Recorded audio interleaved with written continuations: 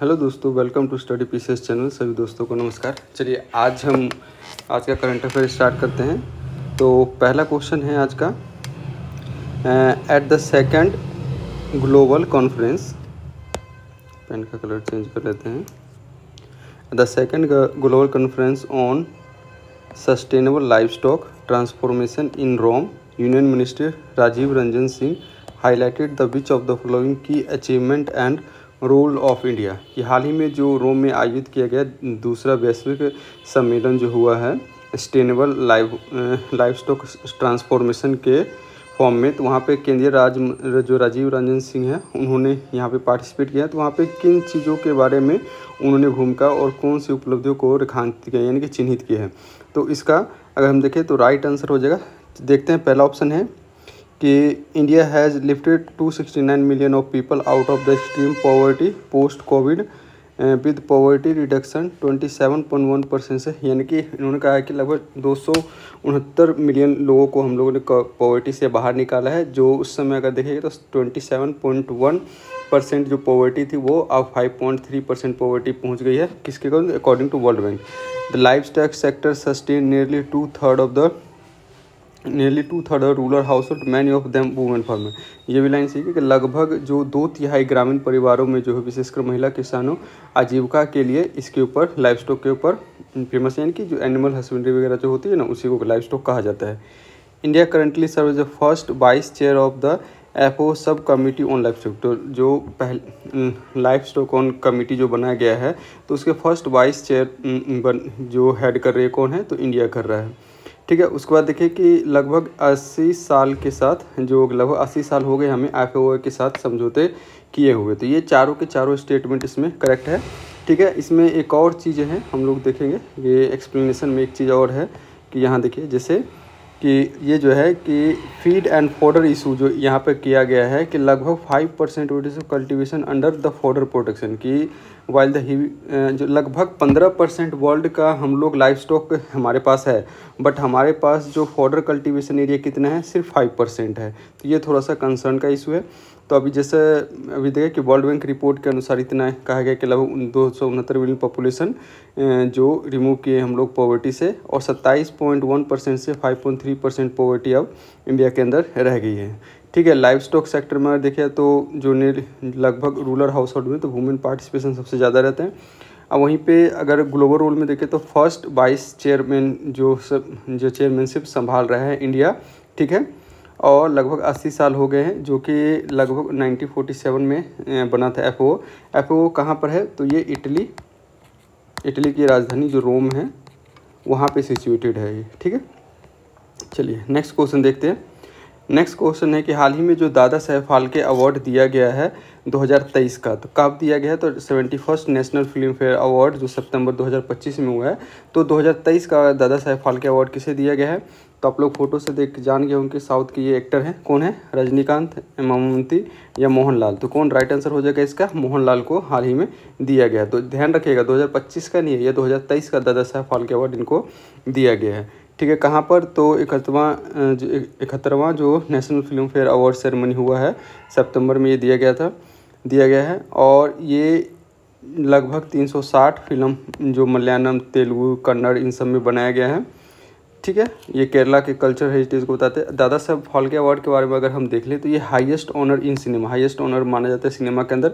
ये कब बनाया गया था, तो 1969 के आसपास ये इसको बनाया गया था, जो दादा साहब फाल्के थे उनके कंट्रीब्यूशन को देखते हुए।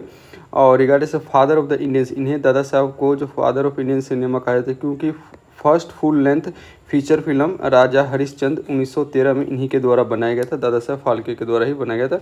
अब वहीं पर अगर हम बात करें कि फर्स्ट रेसिपेंट कौन था दादा साहब फाल्के अवार्ड का, तो देविका रानी थे 1969 के अंदर, जो इंडियन सिनेमा के पायनियर एक्टर थे। उसके बाद देखिए कि गवर्नमेंट ऑफ इंडिया के जो है मिनिस्ट्री ऑफ इंफॉर्मेशन ब्रॉडकास्टिंग जो है नेशनल फिल्म फेयर अवार्ड को ऑर्गेनाइज करते हैं, इनके द्वारा जो ये अवार्ड दिया जाता है। लेकिन अवार्ड प्रेजेंट कौन करते हैं, तो प्रेसिडेंट ऑफ इंडिया अवार्ड देते हैं। ठीक है, इसमें मिलता क्या है, स्वर्ण कमल यानी कि गोल्डन लोटस, मेडलेशन, शॉल और कैश प्राइज, ये तीनों चीज़ें इसमें दिया जाता है। चलिए तो आप लोग बताइए कि इस बार जो अवार्ड होता है ऑस्कर अवार्ड कौन सी फिल्म को दिया गया है, ध्यान से बताइएगा। तीसरा क्वेश्चन देखते हैं, when will the Indian European free trade agreement जो EFTA साइन किया गया है, economic free trade and economic partnership agreement, ठीक है, कम इनटू इनफेक्स कि कब ये फोर्स में आ जाएगा और क्या क्या इसके की पॉइंट है। तो पहला क्वेश्चन है कि 1 अक्टूबर 2025 से इन्फोर्समेंट हो जाएगा और लगभग $100 बिलियन इन्वेस्टमेंट एंड 1 बिलियन जो डायरेक्ट जॉब क्रिएट करने के बाद कही कि अगर इससे FTA जो होगा तो इससे साथ साथ में क्या होगा कि 100 बिलियन का तो इन्वेस्टमेंट आएगा, साथ साथ में 1 मिलियन की जॉब की जो रोज़गार का वचन दिया गया है। तो राइट आंसर आपका यही हो जाएगा, ठीक है। तो ये कब से इम्प्लीमेंट हुआ था, 1 अक्टूबर 2025 से, यानी कि आज से ये इम्प्लीमेंट हो जाएगा। एग्रीमेंट साइन कब हुआ था, तो 10 मार्च 2024 को ये एग्रीमेंट साइन हुआ था। इसमें क्या क्या है कि यहाँ पे इन्वेस्टमेंट और जॉब क्रिएशन किया जाएगा इसके अंदर, जैसे बताया कि 1 मिलियन इन्वेस्टमेंट होगा और लगभग 1 मिलियन जो जॉब क्रिएट किया जाएगा, वो 100 बिलियन है और ये 1 मिलियन जॉब है, ठीक है। ओवर द नेक्स्ट 15 साल के अंदर ये सारी चीज़ें की जाएंगी। जो साथ साथ में सर्विस सेक्टर जो हमारा, जैसे कि IT हो गया, बिजनेस हो गया, education, audio visual and other service, क्योंकि हमारा देखिए कि हम पूरे वर्ल्ड के अंदर अगर देखिएगा तो हम लोग 7th है जो सर्विस एक्सपोर्ट के अंदर, क्या 7th नंबर पे आते हैं हम लोग सर्विस एक्सपोर्ट के अंदर। और साथ साथ में यहाँ पर क्या है कि तो म्यूचुअल रीऑर्गेनाइजेशन भी ले आ जाएगा, जिसमें नर्सिंग, कैरेक्टर, चार्टर अकाउंटेंट और आर्किटेक्चर, इन सारी चीज़ों के भी, यानी बहुत सारे ट्रेड एग्रीमेंट किया जाएगा यूरोपियन यूनियन और इंडिया के बीच में, ठीक है। तो चलते हैं नेक्स्ट वीडियो। आप बताइए कि यूरोपियन यूनियन के UK के साथ हमारा एक एग्रीमेंट होने वाला था, यूनाइटेड किंगडम के साथ, तो क्या वो एग्रीमेंट हुआ है या नहीं, आप लोग कमेंट सेक्शन में बताइए। Consider the following statement about the राष्ट्रीय स्वयंसेवक संघ, जो राष्ट्रीय स्वयंसेवक संघ है उसके बारे में बताना है। तो इट वॉज फाउंडेड, कहना है कि इसकी स्थापना जो 1925 में नागपुर के महाराष्ट्र में हुई थी। सेकंड स्टेटमेंट है कि इसके जो फाउंडर कहें तो केशव बालीराम हेडगेवर थे, और 1 अक्टूबर 2025 को जो प्राइम मिनिस्टर नरेंद्र मोदी है यहाँ पे पार्टिसिपेट करेंगे, और सेंचुरी सेलिब्रेशन के 100 ईयर हो गया इस ऑर्गेनाइजेशन को, इसके सिस्टम में, और पोस्टेज स्टैंप और आइकन वगैरह लॉन्च करेंगे। तो राइट आंसर स्टेटमेंट क्या हो जाएगा, तो राइट आंसर हो जाएगा आपका D 1, 2, 3, ठीक है। इस सभी के सभी स्टेटमेंट सही है। DC कार्वे को माना जाता है और अक्टूबर 1925 में इसकी स्थापना की गई थी, ठीक है। कहाँ पर ये हो रहा है, तो दिल्ली के अंदर हो रहा है, और इस यहाँ पर एस कंट्रीब्यूशन इंडिया को जो हाईलाइट किए गए हैं कि क्या क्या रोल रहा था, ये सारी चीज़ें किया जा रहा है, ठीक है। आगे देखते हैं कि ये वर्ल्ड से है। तो रिसेंटली टाइफून जो है बुआली टाइफून हिट किया है किसको, तो वियतनाम को हिट किया है। तो इसके बारे में पूछा गया है, तो हमें वियतनाम से रिलेटेड स्टैटिक क्वेश्चन बना दिया गया है। तो वियतनाम कहाँ पर लोकेटेड है, इंडो चाइना पेनिसुला जो है साउथ एशिया के अंदर वहाँ पे है। It share land boundary with China, Laos and Cambodia. Third statement है maritime boundary include the South China Sea, Gulf of Thailand and Gulf of Tonkin. और कैपिटल सिटी ऑफ वियतनाम में हो चुन मी, तो क्या, तो ये नहीं होगा, हो चुन मी वियतनाम की एक कैपिटल सिटी नहीं, हनोई इसका कैपिटल है। चलो तो राइट आंसर देखते हैं कि टाइफून बोलूली जो अभी हिट किया रिसेंटली डैमेज किया वियतनाम को। साथ साथ में अगर इसका लोकेशन देखें तो इस लोकेशन को हम लोग देखते हैं, तो ये देखते हैं, ये क्या है, ये हमारा वियतनाम है। तो इधर क्या है, चाइना है, ये लाओस है। थाईलैंड के साथ टच नहीं करता क्योंकि ये यहाँ पे ये लाओस ये है हमारा, सॉरी लाओस ये है, ये हमारा वियतनाम है। और वियतनाम क्या है, थाईलैंड के लाओस के साथ तो करता है, कंबोडिया के साथ करता है। ये हो चुन मिन सिटी है, और हनोई जो यहाँ पर ये है, ये इसका कैपिटल है, क्या है, ये इसका कैपिटल है। और ये दिखेगा तो ये साउथ चाइना सी है, ये गल्फ ऑफ थाईलैंड इसको भी कहते हैं, ठीक है। तो राइट आंसर आपका डी हो जाएगा, ठीक है। यहाँ एक स्टेट पास करता है, इन स्टेट का नाम बताइएगा आप लोग, ये स्टेट को क्या कहते हैं, ठीक है। यहाँ पर इम्पोर्टेंट रिवर भी फ्लो करती है, ठीक है, म्यांमार होते हुए ऐसे करके, तो यहाँ रिवर भी आती है, तो उस रिवर का नाम भी आप लोग बताइएगा, ठीक है। नेक्स्ट क्वेश्चन देखते हैं, जो अभी हाल ही में जो United nation sustainable development goal, जैसे कि आप लोग जानते हैं कि 2015 में लॉन्च किया गया, तो इसके 10 साल कंप्लीट हो गए हैं, तो वो इसी के बारे में क्वेश्चन है। तो कौन कौन सा स्टेटमेंट करेक्ट है देखते हैं।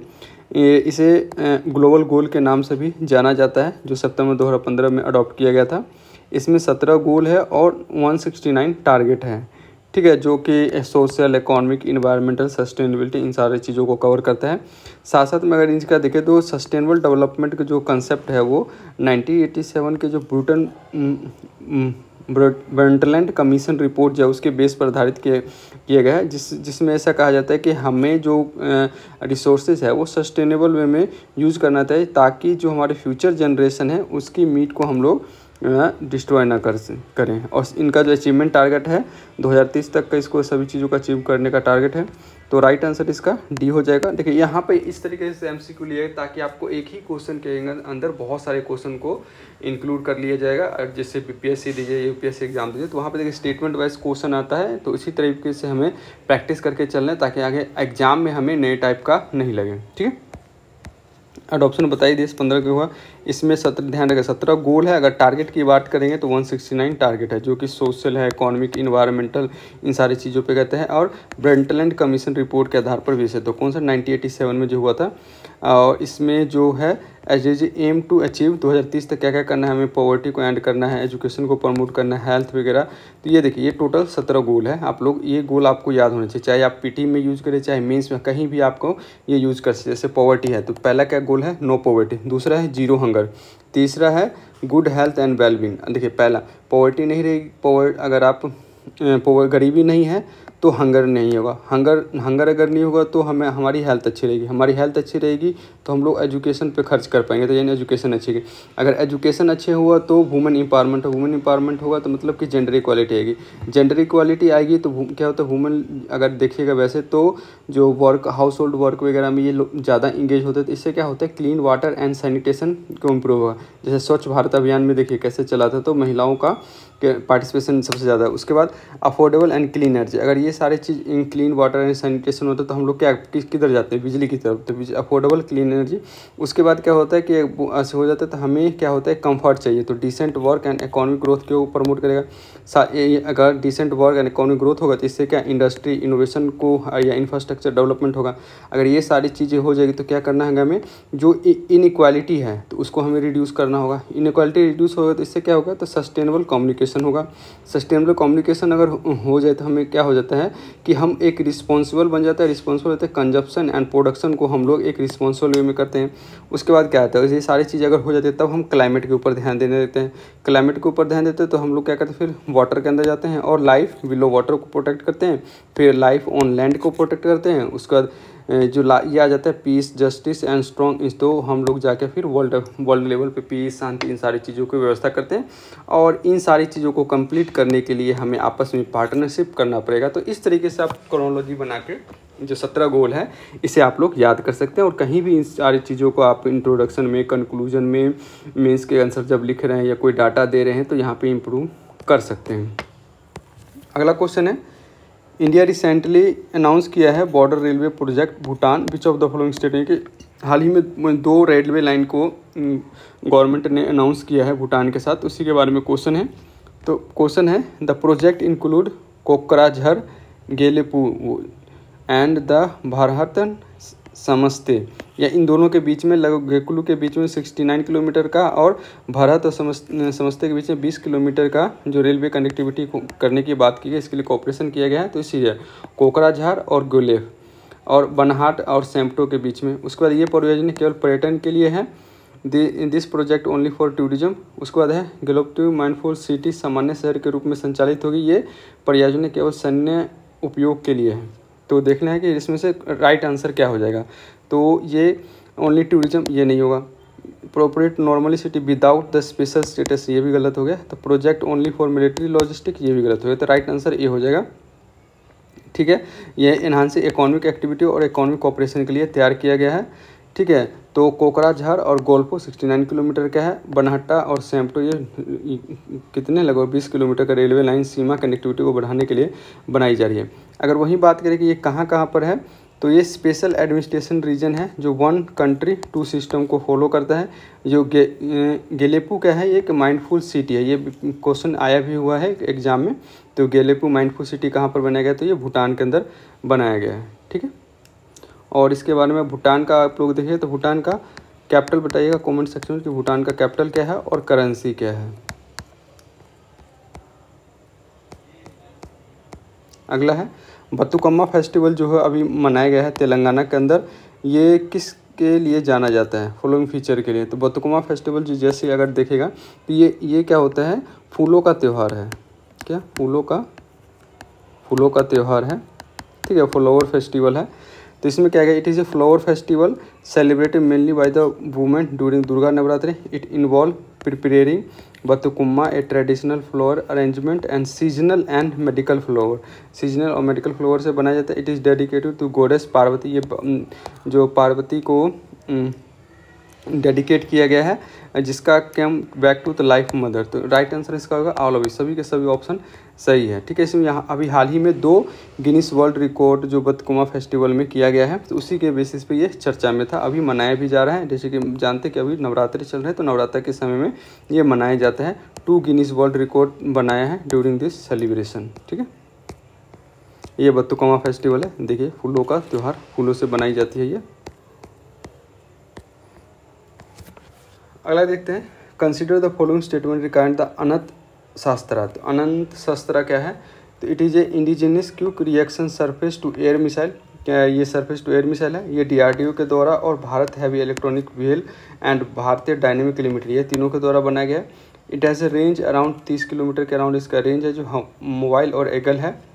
और इट इज़ इंटीग्रेटेड विद जो MRS में आकाश, स्पाइडर, सुदर्शन और S-400, इन सभी के साथ ये इंटीग्रेटेड है। It will be deploy along the Indian western and north border once approved. तो क्या राइट आंसर हो जाएगा, तो इसका राइट आंसर C हो जाएगा। सभी के सभी स्टेटमेंट सही है, ठीक है। भेल और BDL के द्वारा ये बनाया गया है, जो शॉर्ट रेंज बेस पे शामिल है, लगभग 30 किलोमीटर के आसपास इसका रेंज है। आकाश, स्पाइडर, इन सभी के साथ इंटीग्रेटेड है, ठीक है।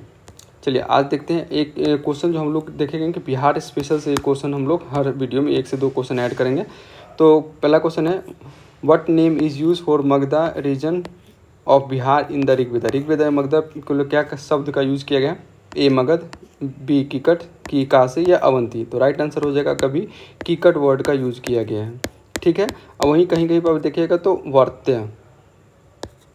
वर्त्य शब्द का भी यूज किया गया है, ठीक है। और सबसे पहले बिहार शब्द का यूज कौन से ग्रंथ में किया गया है, ये आप लोग बताइएगा, ठीक है। ये गंगा रिवर के आसपास में फैला हुआ, ठीक है। और ऋग्वेद में इसे कहा गया, ये mention Magadha region current is refer the Kikata. इसको ना एक तरीके अगर देखिएगा तो मगधा रीजन को यहाँ पर ना एक तरह के श्रापित रिवर के जगह के रूप में इसे नाम से जाना गया, इस वजह से इसको कीकट वर्ड का यूज किया गया है। तो मिलते हैं नेक्स्ट वीडियो में। जय हिंद। अगर कोई चेंजेज या किसी तरह का आप लोगों को फॉर्मेट चाहिए तो आप लोग कमेंट सेक्शन में बताइएगा। तो मिलते हैं नेक्स्ट वीडियो में। Thank you so much. अपने दोस्तों और सबके साथ शेयर कीजिए ताकि वीडियो प्रमोट हो सके। Thank you. जय हिंद।